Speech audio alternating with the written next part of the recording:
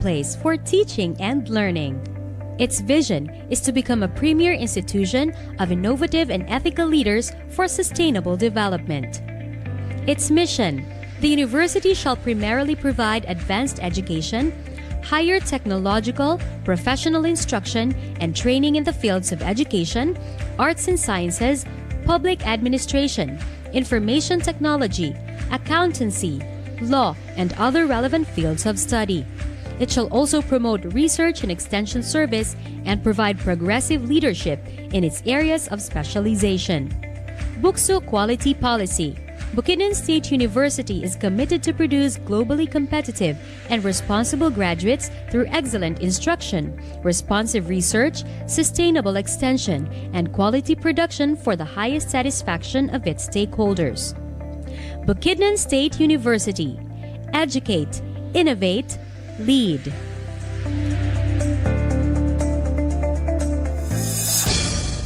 This is 104.5 DXBU 104.5.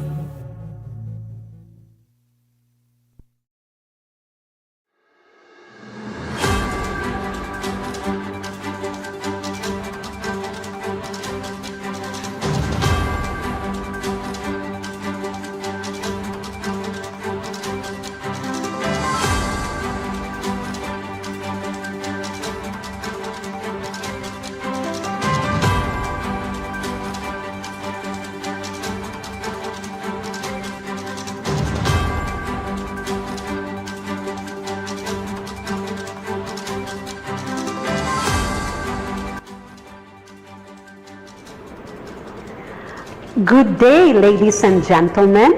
As we begin our academic journey for school year 2024-2025, let us be motivated and be inspired from the insights of our guest today for our radio program sa episode Giya ug Tambag, Career Carriera. Mga higala, kumusta diha? Welcome to our show, ang programa kung diin ang Guidance and Counseling Services Unit maghahatag og mga practical nga giya og tambag aron kamo matabangan sa inyong career journey. Kining atong show susama sa GPS sa inyong cellphone nga gahatag og klaro nga direksyon aron kamo matabangan pagkabot sa inyong mga pangandoy. O kita-kits na sa usa ka jam-packed and insightful and very inspiring episode sa Giya ug Tambag, Career Carriera.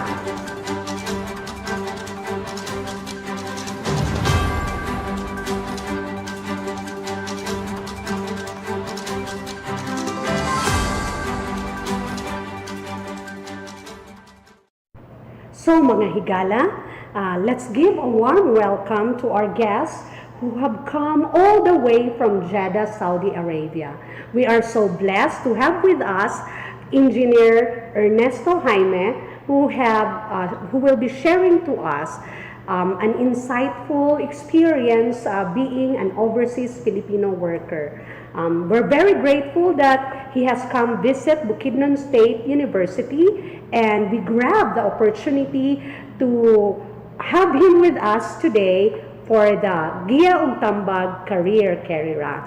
Let's welcome a good friend of mine, Sir June Jayme.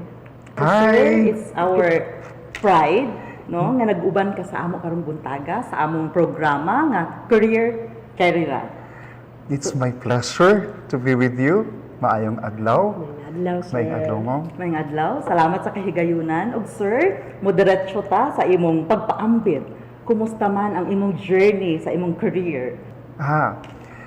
Ang journey sa career nako while as an OFW or before I became an OFW is that daghan kayo siya og kanang giagian jud. I really have to prepare myself, and of course equip myself with all the skills, the knowledge, of course the aptitude that I have to acquire, and also of course to change the values that I have to change. It's what we call the paradigm shift. So the journey is actually not easy, but is it possible? Yes. Is it important? Yes. Is it necessary? Yes, because it's a career. So it's building a career is different from building or creating a job or having a job. So it's more tedious and it's more challenging.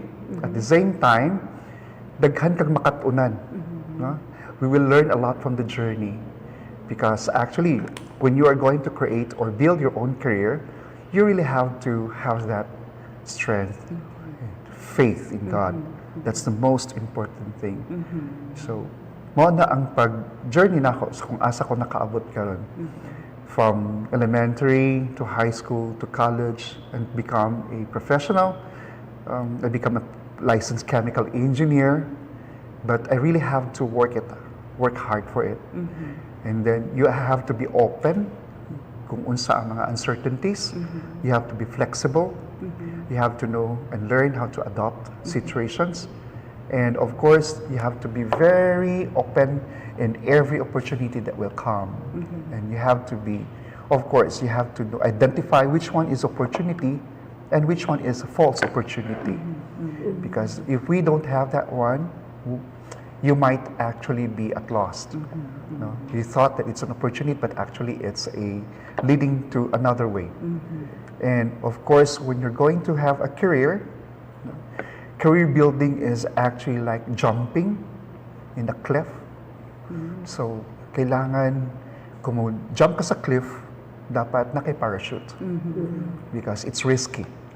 But you have to be risk taker. That's what we call career maker or career builder. Yeah. So very inspiring, sir, ang imong kasinatian, no? Nindot kayo, no, nga ipaambit nato ang imong career journey. So you have been to many career choices here in the Philippines and abroad, sir. So what motivated you to pursue a career in engineering, then in teaching? And were there any specific experiences that influenced your decision? Yeah. Nindot kita ng mga pangutanan, no? Kaya actually, I have a very, very favorite song. No? It's actually a song entitled "Do You Know Where You're Going To?" Yeah. So, do you know where you're going to? Do you look behind? So, may ginatuon sa mga panahon, no? Yes. No? From the moment na nahimamat ko sa ato ang pagskwela, no? Nakatun ko sa pagskwela, ang life is actually a very uncertain. So when I was in elementary, no, I have a lot of dreams. No? I have a lot of wishes. So, murag nagsanga-sanga pa siya. And then I have learned from that time na nag-high school ko that I have to build myself, focus on myself rather than focus on my dreams. So I have to learn how to adjust with the environment kay balhin mamigkuan from a certain place, balhin mi og laing lugar. So I have to adapt. No? I have to adopt the culture. And then when I become a college student, I have also to look for a way nga matabangan pod ako ang parents. Although they can send me to school, but I have to wait for like 15 or 30 to ask for money, to buy the books, to buy my... No? So I have a lot of options at that time. First is I want to become a doctor, I want to become a priest, I want to become a lawyer, I want to become an engineer, I want to become an artist. Daghan siya. Pero pag-abot na ako sa punto na I have to decide what. So during my high school, so I have to really decide what career should I take. So I decided na mukha ko chemical engineering. Why? Because my uncle is a chemical engineer pero wala siya nakatake of board. At the same time, I love chemistry, physics, mathematics.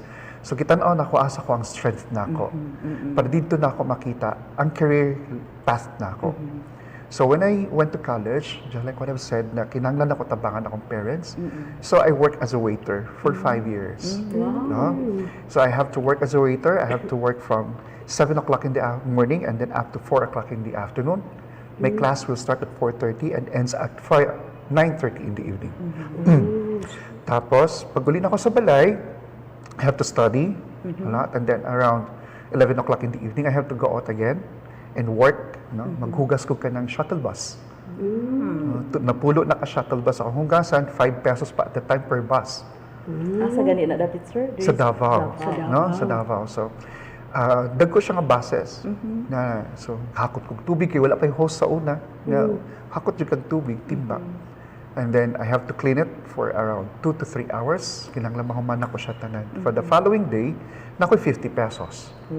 Which I can actually, no, every day nako 50 pesos. So kung every day na ako'y 250 pesos, makapalit ako isa ka libro without waiting for my parents to hand me a certain amount of money or That's very inspiring sa atong mga estudyante no, nga nananaw din karon no, nga dili sayon. So ang atong determination, ang atong pagpaningkamot, usa sa mga susi or yabi aron kita magmalampuson. So wala kay enough sleep ato, sir?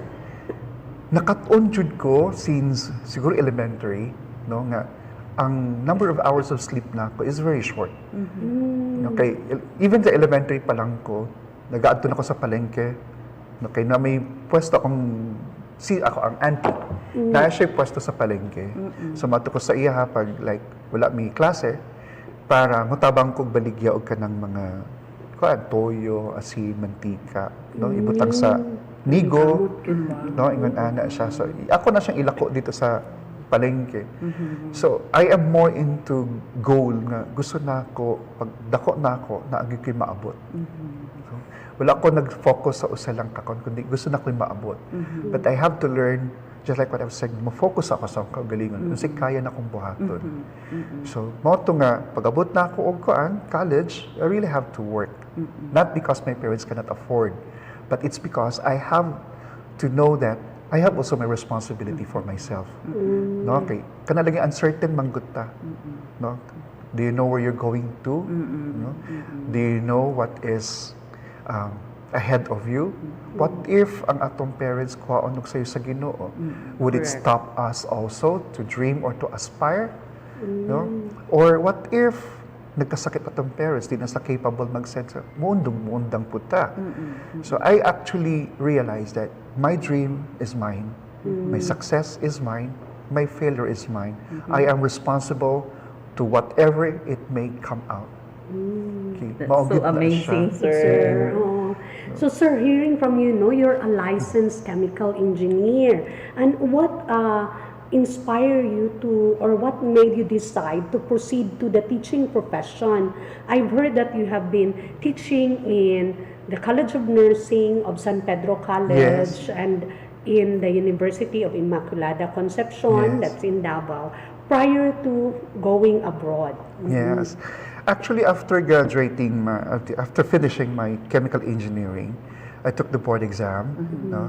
So, fortunately, I was able to pass the board exam and become a license. And I was able to work immediately sa isa ka multinational company as a chemical engineer. So, nahimo kong plant engineer, nahimo kong laboratory engineer. So, I worked there for 6 years. And then I just actually learned that I cannot actually pin myself. Hindi ko pwede mag-stagnate. I have to learn. I have to continue studying. So, I actually asked, no, of course, the HR to give me the chance to send myself to masteral degree. But unfortunately, at atong time, dili pa manggod kaayo na siya well appreciated ang mga masteral degree. So they actually did not allow me, and when they said that they will not allow me, I resigned. After 6 years of working there, I resigned. I have to take I would say, a very huge risk. The biggest risk I took in my life. Okay, syempre I have to, from my professional being professional chemical engineer, I have to shift. So I look for an opportunity na makatudlo ko. At the same time, mahimo kong scholar. Okay, syempre kung magtudlo ka, dili man ingon ana gid ka, no? Lucrative ang income. So I have to find a way. So nagtudlo ko, nag-apply ko as a teacher sa University of the Immaculate Conception. And I was given the opportunity to teach. No? And then they gave me a probationary period until nahimo ko og kanang regular. And then they give me the scholarship under the Fund Assistance for Private Educators. So nag-take ko og Masters in teaching college chemistry. So dito na nag-shift ang akong paradigm that life is not all about being a professional chemical engineer, but I have to share my experience and my knowledge and skills to others para mahimo po silang professional later on. And that's very inspiring. So before si Ma'am Laura magpadayon sa iyang question, gusto na ako i-pick up ang giingon sir nga. Amidst uncertainties, Yes. no, you really have to take risk. Yes. No? That's one of the process, no, or part of the process, no, in achieving your goal. Yes. So thank you so much for that. So you don't have to be afraid. Okay, kuan lang man na siya. It's just a temporary situation, no? Temporary setback. Munaog ang imong salary, but you have to think of the future impact. Ang effect niya after 5 years. So you have to look at yourself 5 years after. Unsa man ka? Are you still an employee or you want to become part of the job creator? You will become part of the academe who will produce people who can work and who can help the community and even of course, makatabang sa ato ang nasod. No? So isikataw nato. So at that time, I took the risk. It's the biggest risk. And then, just imagine, I have this salary, and then, nag-adto ko sa academe na, syempre, gamay po ang salary ka, nag-start pa mangpud ko. No? It's more than the half na nawala po sa ako. I have my family at the time already. So, but I really have to take an action before it's too late. While I'm still young. I was actually at 26 years old at that time, so I have to take the risk. Very young. Very Driven. Yeah. Yes. So, ko, I have my license, so I have nothing to be afraid of. I have my education, so I have nothing to be afraid of. So I took the risk. Then after that, no, nagpadayon ko sa akong pagtudlo, hangtod na I really have to gain more of the skills, not just knowledge, but I have to gain more experience in teaching, dealing with people. No? So, nagkuha pa dyan ko laing mga master's degree like environmental resource management. No?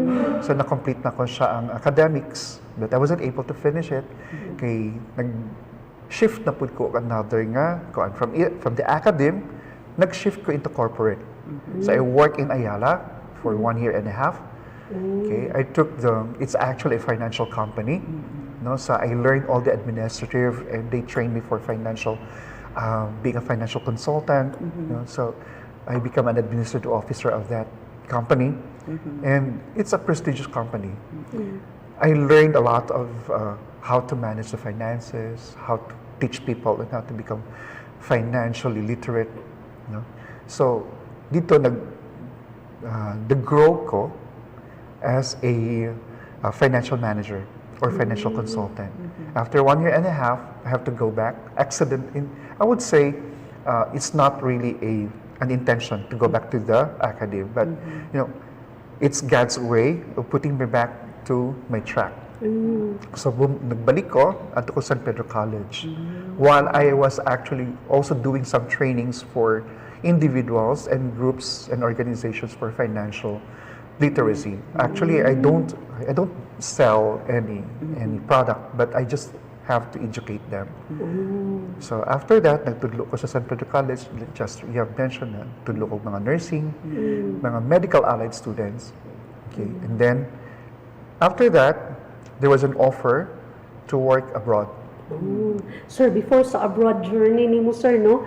So you have been to many places, and you've mentioned you have a family. So you're a father, you're a husband at the same time, and at the same time working and studying. Yes. So how do you manage? How do you cope with these challenges of having the 5-in-1 person with so many roles and responsibilities to play?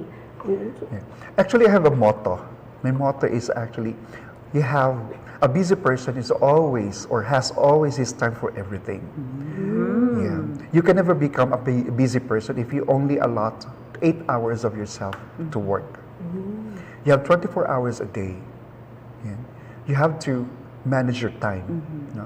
When you say manage your time, you have to allot a certain time for each and every compartment. I would actually call it as a compartment. I have to compartmentalize my emotions, my mental being. That I have my family, I have myself, I have God, I have also my work. I have my goals and aspirations. Wow. No? So, kinahanglan jud ka mo expand. You don't have to limit nga. No? You have to, yeah. And so I actually always look at, Christ is who is actually spreading his arms, crucifying himself. It's actually, for me, you have to be open so that you will be able to grow. Sacrifice. So the word there, sacrifice, is that you have to sacrifice the things that are not necessary. Things that can give you temporary happiness. You have to focus on your present and then your future. Okay. What can you do for your present so that you can have a future that is secured, not only for yourself but also for your community and for your family and your faith in God. So kinahanglan gid siya open. Wow. That's another mindset, no? The compartmentalization of the things you have to do so that you could manage your time. Yes, no? And, that's true. Gusto na ko i-pick up ang ingon ni Yes, Sir nga sige. mga words of wisdom, Father. Nga ingon niya nga, a busy person has always time for everything. Yes. Okay, that's very inspiring. I can say that's impossible. We'll try but our it's best. possible, no? For him, no? In this context, possible. it's So- possible. Yeah, like for example, for your family, you don't have to spend 12 hours a day. Because these 12 hours a day is a matter of question, is it quality or just the length of time? So how can you create a very meaningful time with your family? Spend with them, that when you are with them, focus with them. Wow. Yeah. Yeah. Okay, basin day, if you are with your family, your time is somewhere else. I mean, your mind, no? Or Yeah. sometimes you are together, but each one is holding their Yes. phones. Oh. Yeah. And you have to actually be open in terms of your emotions to your family. No, nalagi kay time, no? Pero wala kay emotional expression sa imong family. So each time nga magkita mo, hug them, kiss them, express your love. Masking 2 hours lang na siya. But when they feel your love, when they feel their importance, they will be there for you to support you in your endeavor. Explain to them, mao ni akong gusto nga, mao ni akong paningkamutan. Dili para sa akong kagalingon, kundi para sa atua. So you have to be a model to your family also, especially to your children. So, like, after how many years spent in the Philippines, then you became an overseas Filipino worker, no? Yes. Also, what made you decide to do that, sir? Like, others wouldn't like to leave their family behind, no, when they work, or others have what ifs, no, what if I leave my family, what will become of them, no? And if I'm going to go to a strange country, what will happen to me? Sa mga bitaw mga kabalaka. questions, Mga kabalaka, question, sir. mga kabalaka, Oo, no? oo. Yeah, actually, the most challenging situation that I have actually encountered is that I worked there as the lone Filipino in my office. No? Tanan sila iba-ibang lahi. Other nationalities, we have Pakistani, we have Arabs. No? So I have to learn the culture. No? And one is that humility. No? Because I actually left the Philippines as a professor. No? Your students will call you sir. But when you go there, everything has to be changed. Because you have to serve other nationalities, other people from other countries. They have their own culture. So kinahanglan gid ka, preparado ka. No? But you can never be prepared kaya wala makakabalo. These are uncertainties. These are things that you really don't know what is ahead of you. Pag abot mo dito, wala ka kay balo eh. No? So you have again to go back to your purpose. Nagunsa man ko dinhi. It's grounding. Yeah. No? Grounding. Yeah. You really have to ground yourself, to always put yourself on the ground. No? Okay. Pag once man good nga na ka dito, they have a different culture and you cannot use your Filipino culture. But you cannot set aside being Filipino. But you have to learn the culture. You have to at least embrace their culture. And from there, you will be able to learn that there are people who can actually be working with you and who can make you successful. So speaking of success, no, you're a very successful person, sir, no, with your wide experience. Unsa ang notable na experience nga you're very proud of or very proud about? Actually, I would say that the moment I was able to help other people, no, to educate people, to give a positive vibe to other people, especially for those who are in the midst of their dark, dark life or dark times. When you become the light of that person, of those people, you can actually be proud at the same time humble. Okay. Katumanggod nga time na makasulti jud ka is the measurement of success. For me, success is not all about how many houses that you have built, how much money that you have in your bank, but it is actually how you were able to serve as a gift to other people. Yeah. Because you were there, you have seen many distressed OFWs who were abused and who have escaped from the abuse of their employers. So, and gahapon na meet na ko si Sir atong kauban ningon hala naa dagiti diri ang hero, no, one of the unsung heroes in overseas. So how were you able to help this distressed individual, Sir, sa Jeddah, and come to know them and assist them? Yeah, actually, it all started with, as an educator, manggod musulti ka, once an educator, you'll always be an educator. So, I put meaning to that being an educator. So, I have to open my eyes. I cannot actually close my eyes and just close my ears. No, okay nakita, okay na dungog. Because I had this what we call, kanang ginatawag na social responsibility. No? Because time will come that you will be answerable to God. Nganong ipabayaan lang mo na siya, nakita man nimo. So, at that time, the only weapon that I can have, the only armor is my education. The only thing that I have is as an educator. Mo lang gid ang pwede nako magamit. I have to educate them. So, nagput up ko og training center. No? I put up the training center to educate our kababayans. No? These are the things na kinahanglan nato siya ma-expand. Na ma-embrace nila that education is the only way and it's the gateway towards not to become a slave. If you become educated, very slim ang chance mahimo kang slave because you know already where to go and how to go to that place. So, when I see my kapwa Pilipino na nalisdan, I really have to use my wisdom, my education, and my heart. When I say heart, it's the heart that actually built by God. So, pag musulti na siya nga, gamitan na siya. So, I have to make a meaning and purpose of that. Kaya mahimo magod siyang useless. Ang akong naabot, dili jud ko satisfied, dili ko fulfilled. I cannot actually reach the happiness that I have right now. No? Because the only measurement of happiness for me is when you'll be able to see other people to smile. Because they were able to free themselves from slavery. No? So how did you establish the training center? Kaya you are in a foreign country, no?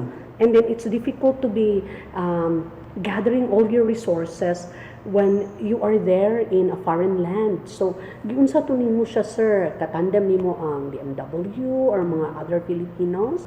When I have my PhD in Instructional Systems Design in BukSU, here in Bukidnon State University. He's actually one of our students, in the Doctor of Philosophy in Education, major in Instructional Systems Design. Yes. So, katong nakatunan ako dinhi, and with all my experiences, mo na siya ang nag-push sa ako para mag-create or mag-build og training center. Who are my partners? Those people who believe in my advocacy.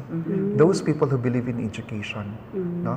May mga tao, like for example, the Philippine Consulate General in Jeddah, who believe in my advocacy. So there are people who believe in education from the Polo OWA, no? Or the migrant workers, the Department of Migrant Workers. So they are actually the people, but the most important people who have been with me are those who see and seek also for happiness. Na nag-unong gid sa ako pagsugod pa lang og hantod kaning panahon na. I started actually with team building. No? Nagkakandak og team building sa Philippine Consulate, nagkandak og team building sa mga international schools like the Philippine International Schools in Jeddah. So I conducted 120 plus delegates. So I have to start with the leaders. Yeah. I cannot start with the common tao. I have to start from the leaders. Kinanglan, na-convince na ako sila that education is very important. That we have to expand this opportunity to the Filipinas. But I have to start with them. So nag-team building me. No? After that, I was invited to become to hold or to manage a training center. And then I said that I have to change the curriculum that is actually competitive to others. And then after that, I created my own training center based sa ako ang koanke. That was the start already. No? And I think that makes you a hero. Yes.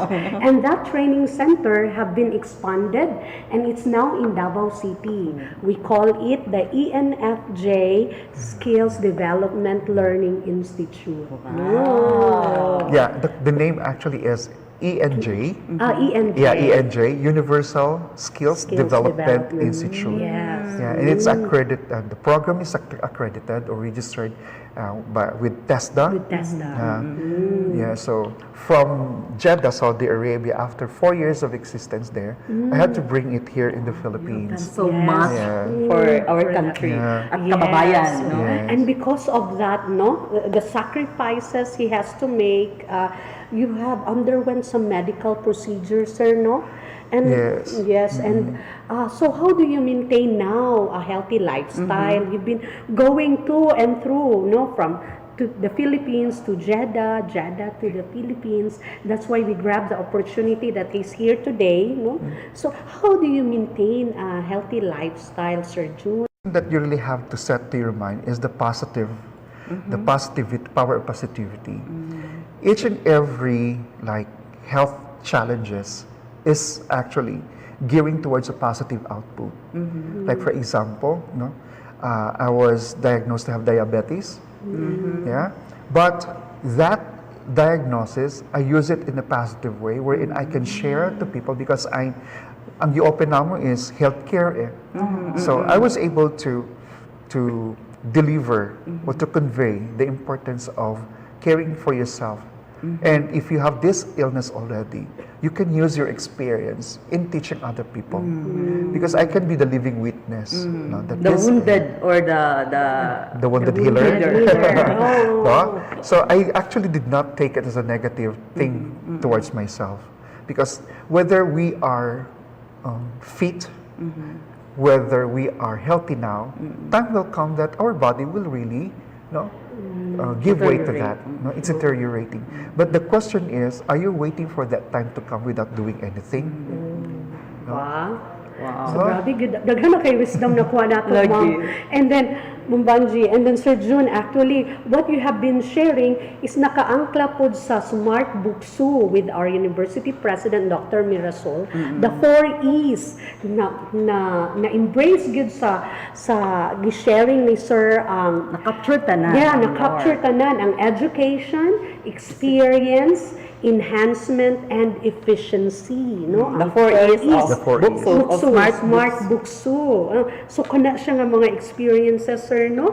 So before ta mag-end, unsa nga mga advices imong mahatag sa atong mga viewers Especially sa atong mga estudyante. yes, nga ga-consider unsa ilang career pilion after graduation ug isip sa mga ginikanan, no? Nay ubang mga ginikanan mamugos og unsay kwaon sa Ilang anak. or unsaon pagpahuman sa ilang anak, unsaon paggiya. Kay I've heard si Sir June daghan na iyang mga anak nakalampos, no? Si Ernest na lang ang kamulo na enroll ron sa nursing. Yes. youngest. Well, Youngest. the youngest. So, kana na kay nurse, na kay entrepreneur, and imong isa kanak mo na nag-manage sa ENJ. ENJ, yes. Oo.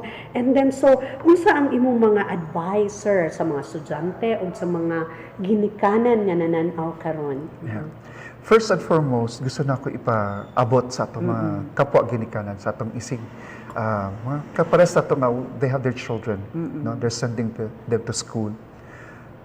Gusto nyo kong mabalik permanente na their dream, their success, their aspiration are theirs.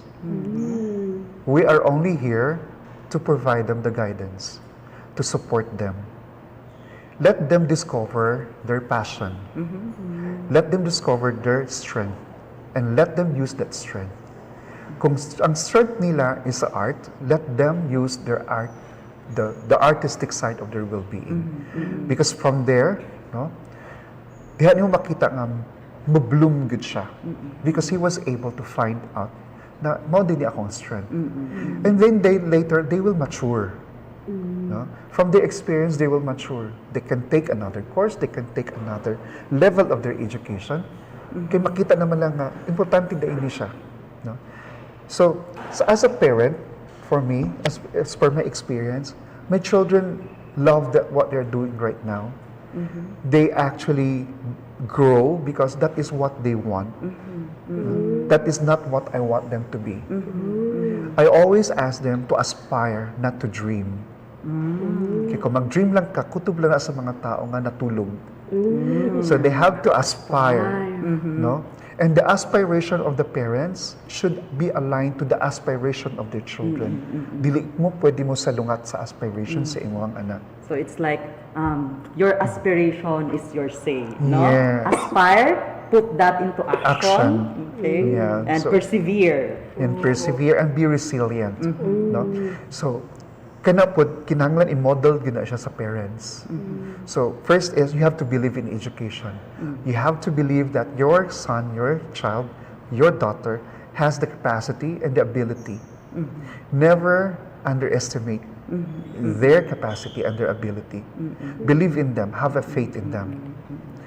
And then for the kids, no, sa mga anak, no, there are a lot of uncertainties. In fact, no, maglapagaw gina nga tong utok. Asa unsa man gid akong kinahanglan. Go back to your heart. Go back to your heart and then ask people who have been there. They will be able to help you. Unsay naaani? Kung gusto ka mag-nursing, ask unsay naaani. No? Because what we see is not actually what we actually will experience. Okay, kita nato nga nakaputi siya, no? Ingon ani, we are so attracted by what we see. But we feel not be so attractive to their experience already. So go in depth. That is what we call career in-depth examination. Career in-depth examination. Okay, ang career pathing pwede man natin so ingon ani ni siya, but each and every individual na naa sa ingon ani nga career has a different experience than other people nga napud ani. A doctor of this and a doctor of that, they are the same medical doctors, but they have different experience on becoming a doctor. When you say engineer, they are different engineers, but they may have different experiences. So kinahanglan gid ka nga mo explore og maayo para makita nimo, am I really for this? And ask for guidance, maybe not from your parents, but for other people who have this kind of experience. So that you'll be able to know, examine yourself, mo na siyang i-examine good nimo, do I have the skills? Do I have the knowledge? Do I have this inborn or willing to acquire the aptitude? Or do I have the values? Yeah, so when you say values, do you have the value of resilience? Do you have the values of, willing to acquire the aptitude, the knowledge, the skills? Are you willing na mobilar ka? Willing ka ba mag-study ka nga hangtod buntag? No, kung ang love ni mga tulog, di ka pwede magkuha og nursing. Correct. Di ka pwede mo proceed og medicine. Kung imuhang life is lifestyle nimo is, barkadista ka, then you cannot actually be on a certain career nga kinahanglan og too much of sacrifice sa imong time, sa imong personal being. Kaya maugid na siya ang pinaka-importante sa tanan. Okay. Salamat So, kay katong sir. questions ba? Do I have the skills? Do I have the passion? Do I have the values? And do I have the knowledge? No? And you can also seek guidance from the guidance and counseling Yes. services unit, no, to guide you. Og mga tao nga Og mga tao. na-experience, no? Kay consistent kay si sir sa experience, no? Experience. So padayon ta, Ma'am Lor, sa Sige, atong go. Oh, career fast talk. Ah, yes. Okay, this is very exciting, sir. Murag You just kulbaan have to ko na. choose from the options that we will be giving you. Okay, Sige. so okay na ta, sir. Ready Yes. ka na? Okay. Okay, Ready, so shoot. first question. Dream job as a child. What is your dream job as a child? Educator. Okay. Oh, okay. What's more important, passion or salary? Passion. Best career advice you've ever received? Experience. What's more challenging, networking or skill development? Skills development. Long-term goal, job stability or career growth? Career growth. Okay. Pero, can you elaborate a little, sir? Yes. When you say job, it's temporary. Just like, for example, if you are a caregiver, you're caring for an elderly, no? And then once the elderly expires, or die, you have to look for another job. But if you have a career, you have to expand. You can actually care for an elderly. You can care for an adult with Okay. special needs, children, newborn. That is why you have to expand your career so that when there is a job opportunity, you can go to any kind of a job that will be offered to you. Wow. So the next question, although you've answered this, pero I will ask you again this question, no? Education or experience? Both. Okay. Coffee or tea? T. Okay. Mentor or self-taught? Mentor. Oh, okay. Okay, so sir, Mabanji. what's your go-to stress reliever at work? How do you distress yourself? My puppies. Oh, pet lover. Pet lover. How many puppies? I have 15 puppies. Oh, And at the same time, the environment. I have to also open myself to the environment. That is why if I'm going to do something, some works, I have to open my window and I have to see the sky. I have to see the streets because I might be already away from the world because of too much focus on my job or of what I'm doing. So I have to see that I'm still part of the environment. Okay, Getting so connected. Yes. connecting to the Mother nature. Mother Earth nature. or to nature. Yes. But you also sing, right? I love singing. Wow. Sample? Later. Okay. Sige, Ma'am Nora. Maayo gid kaayo nga mga advices, Sir June, no? Karon nakahatag kami mga insightful and very enriching experiences coming from Sir June. So salamat kaayo sa pag-join kanato sa atong Giya ug Tambag Career Carrera ug sa atong Fast Talk sa Thank career. you kayo, no? sir. Salamat Kita-kits ta kaayo, sa ma'am. sunod nga semana mga career carrera, no? Mga students, dear parents, thank you so much for joining us in our program. Bye. And thank you, sir. Thank you, sir.